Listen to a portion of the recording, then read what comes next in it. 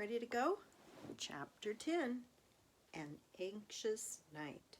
At first, Ralph's scheme worked. Keith delivered the promised bacon, toast, and jelly.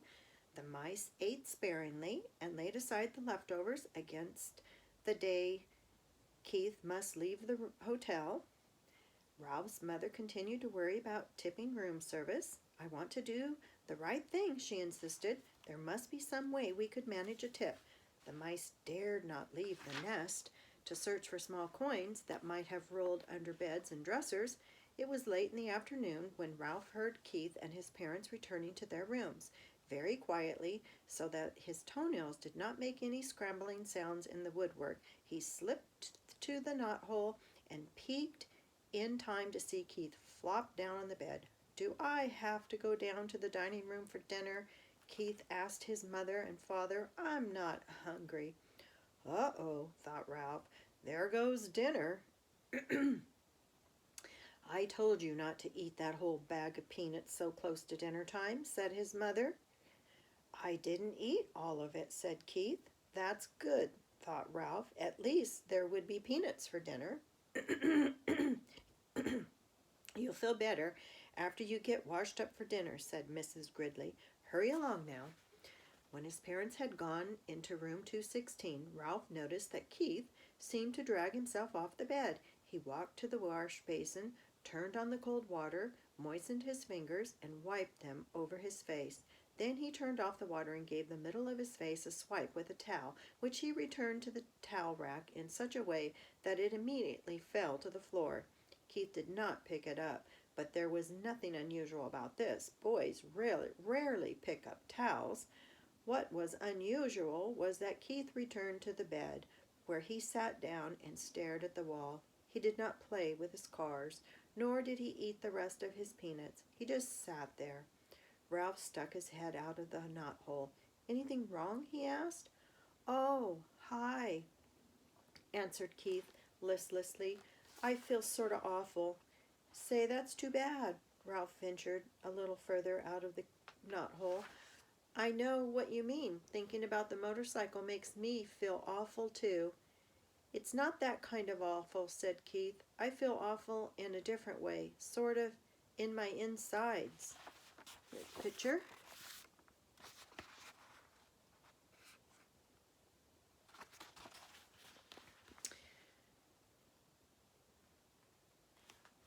"Think you'll make it to dinner?" asked Ralph.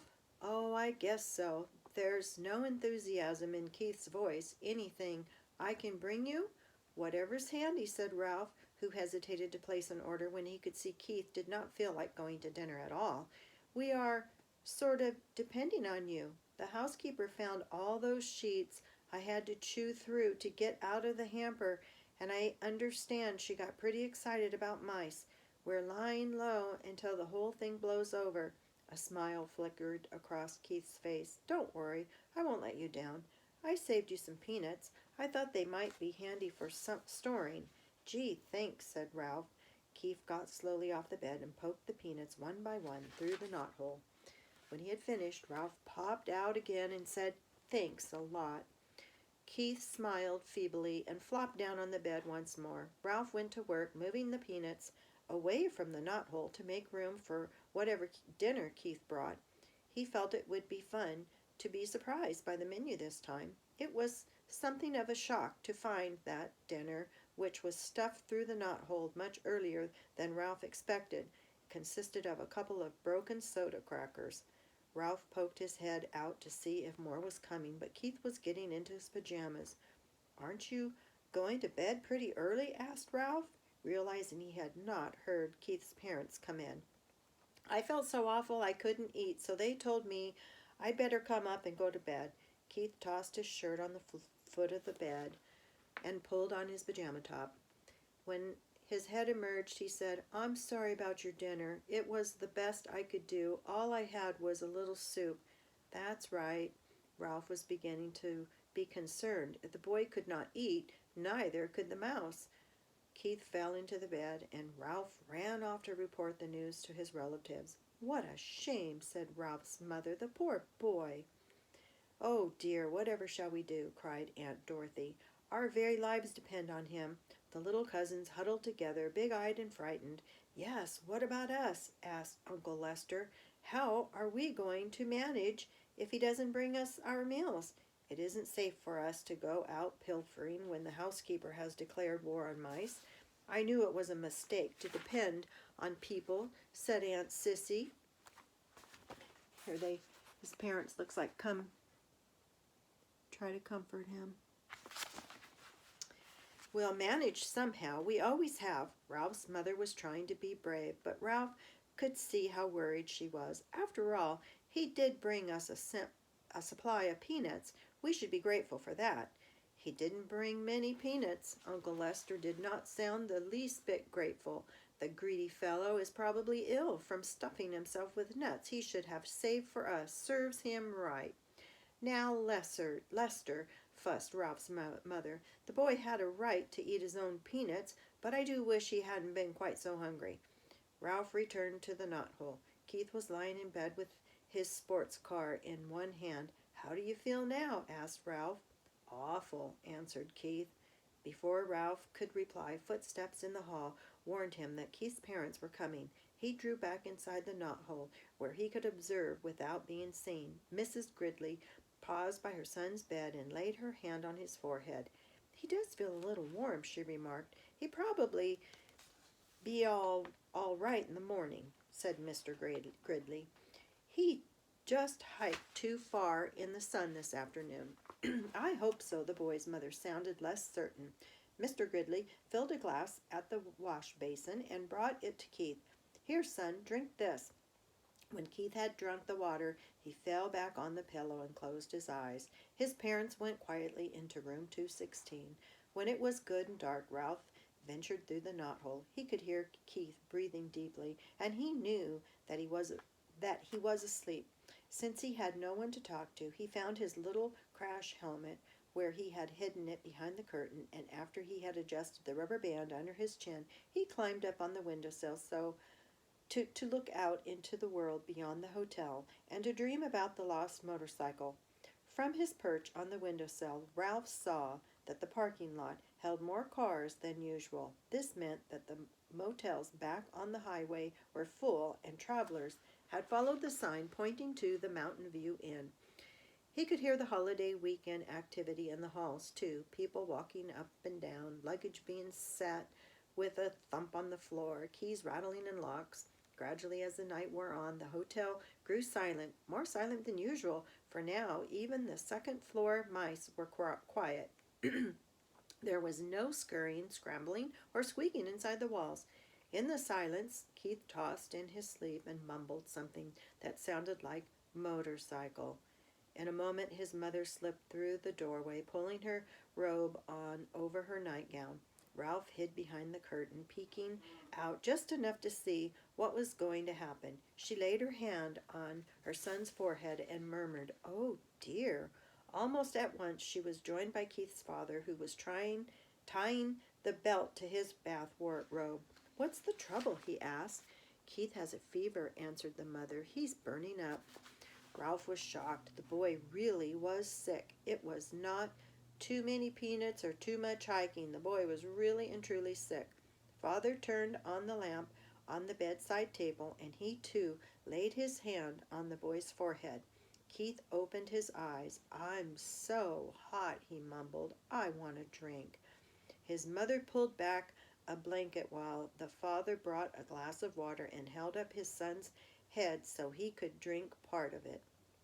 Ralph watched anxiously, but this time he was not selflessly concerned about room service. He was concerned about Keith, the boy who had saved him from a terrible fate in the wastebasket and who had trusted him with his motorcycle, the boy who had forgiven him when he had lost that motorcycle, and who had brought food not only for Ralph but for his whole family. "We had better give him an aspirin to bring down his temperature," said Mrs. Gridley. Mr. Gridley started down towards room 216, stopped, and snapped his fingers as if he had just remembered something. "I took the last one back in Rock Springs, Wyoming," he said. "I had a headache from driving towards the sun all afternoon. I meant to buy some more when we stopped, but I didn't. think of it until now. I should have thought of it myself, said Mrs. Gridley. I knew we were almost out. Never mind, I'll get some. Mr. Gridley picked up the telephone, listened, shook it, listened again, and said, That's peculiar. The line seems to be dead. They must disconnect the switchboard at night, said the mother, but surely there's someone on duty at the desk downstairs. Every hotel has a night clerk. I'll go find out, said the father, and slipped out the door into the hall. It's so hot, mumbled Keith. I'm so hot. His mother wrung out a washcloth in cold water and laid it on her son's forehead. You'll feel better as soon as we get you an aspirin, she whispered. The minutes dragged by. What's keeping him, thought Ralph. Why doesn't he hurry? The old hotel snapped and creaked. Keith rolled and tossed, trying to find a cool spot on the pillow, and his mother wrung out the washcloth in more cold water. When's Dad coming? Asked Keith, his eyes bright and his cheeks flushed. In a minute, soothed his mother. He'll be here in a minute. I wish he would hurry, thought Ralph. Still the minutes dragged. Finally, footsteps were heard in the hall, and Mr. Gridley returned to room 215. He's here with an aspirin, whispered Mrs. Gridley to Keith. At last, thought Ralph. I thought he would never come. Mr. Gridley shook his head. There isn't an aspirin to be found any place. He sounded thoroughly exasperated. First of all, the night clerk was sound asleep on the couch in the lobby. I had a dickens of a time waking him up, and when I finally did manage to, he couldn't find any aspirin anywhere. Oh, no, exclaimed the mother. Oh, no, echoed Ralph's thoughts. What about that little gift shop off the lobby? Asked Mrs. Gridley. It must sell aspirin.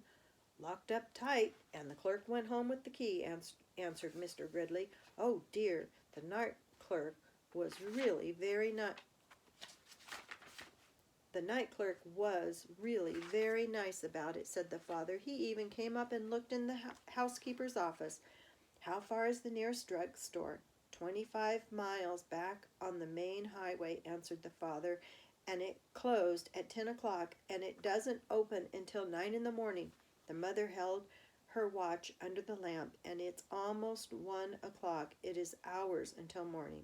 She crossed the room to wring out the washcloth again. What will we do? What can we do? Asked the father helplessly. I even telephoned the doctor, but there has been a bad accident back on the highway and he can't come. The night clerk said he would telephone the milkman before he starts his route at 6 and ask him if he can bring some aspirin. But he won't get here until 7 or later. All we can do is wait. Keith tossed under the cold washcloth. Mom, I think I'd like to go to sleep now, he muttered thickly. I guess that is all you can do, said his mother, and bent over to kiss his hot forehead before she turned out the light. Ralph did not even wait for the boy's parents to leave the room. As soon as the light was out, he leaped silently to the carpet, and by the time they had gone through the doorway into room 216, he had hidden his little crash helmet behind the curtain and was halfway through the knothole.